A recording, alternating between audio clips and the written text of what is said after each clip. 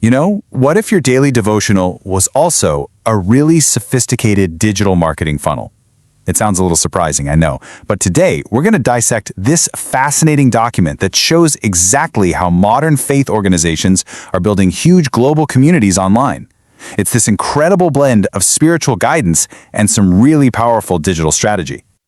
Okay, let's just dive right in. This document grabs you from the very first line with this powerful declarative theme for the whole month: deliverance from all evil. Now, this isn't just some topic to think about. It's framed as a prophetic promise, which sets this really urgent and hopeful tone for everything that comes next. So how do they actually do it? Well, here's our roadmap for this explainer.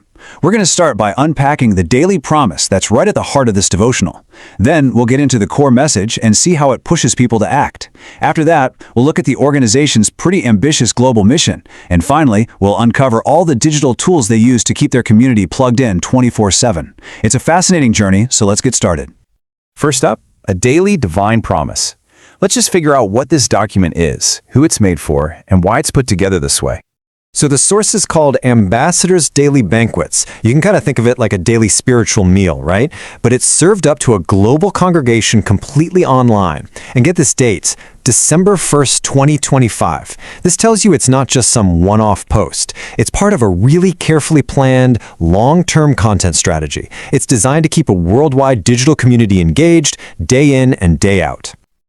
Okay, so we've established this is a long-term plan for a global online community. Now, let's really dig into the core message, the thing that holds it all together and gives it so much power. The entire devotional is anchored right here, in this one single verse from Psalm 34:17. The righteous cry, and the Lord heareth, and delivereth them out of all their troubles. This sentence is pretty much the theological foundation for the whole document. And they don't just, leave the verse there. They break it down into an actionable formula. The promise is deliverance, sure, but there's a condition. You have to cry out in faith. And they make it universal, saying it applies to any challenge you can imagine: physical, emotional, spiritual, you name it. The big takeaway here is that this isn't about just passively believing. No, it's a call to action. It's a challenge to actively trust that a higher power will step in and help with every part of your life. But how does a devotional like this actually move people from just being inspired to making a real commitment? That's what we're going to explore next in this section we're calling From Prayer to Salvation. So this slide here shows the two different paths they offer. Over on the left, you've got a prayer for people who are already part of the community, seeking help with everyday problems. But on the right, there's a much deeper prayer of salvation meant for newcomers. It's actually a brilliant content strategy. They're basically spreading their audience and talking directly to the needs of both existing members and potential new ones, all in the same document. And as you can see, this prayer of salvation isn't just a prayer. It's laid out as a clear step-by-step process. It's a guided journey. It moves a person from acknowledging a need to believing, to saying it out loud, and then finally to making a conscious choice. This whole structured path just removes any confusion and makes the huge act of conversion feel really accessible, like something anyone can do. And boom, right after that commitment is made, this happens. They offer a 3 ebook. Now, in the digital marketing world, this is a classic lead magnet. It's a valuable freebie that you offer in exchange for someone staying engaged. This is how you turn a single moment of conversion into a long-term relationship. You nurture that new believer and pull them deeper into the organization's world. But, this whole thing isn't just about one person's private journey. The document quickly pivots from the personal to the collective. It invites every single reader to be part of a much bigger global mission. The mission gets a name that's both super ambitious and crystal clear. That word operation makes it sound coordinated, strategic, serious. There is absolutely no mistaking the scale or the purpose of their goal. It's a powerful rallying cry. And just let that number sink in for a second. 500 million. That is more than the entire population of the United States and Canada combined. It's a goal that speaks to this immense, almost audacious level of ambition.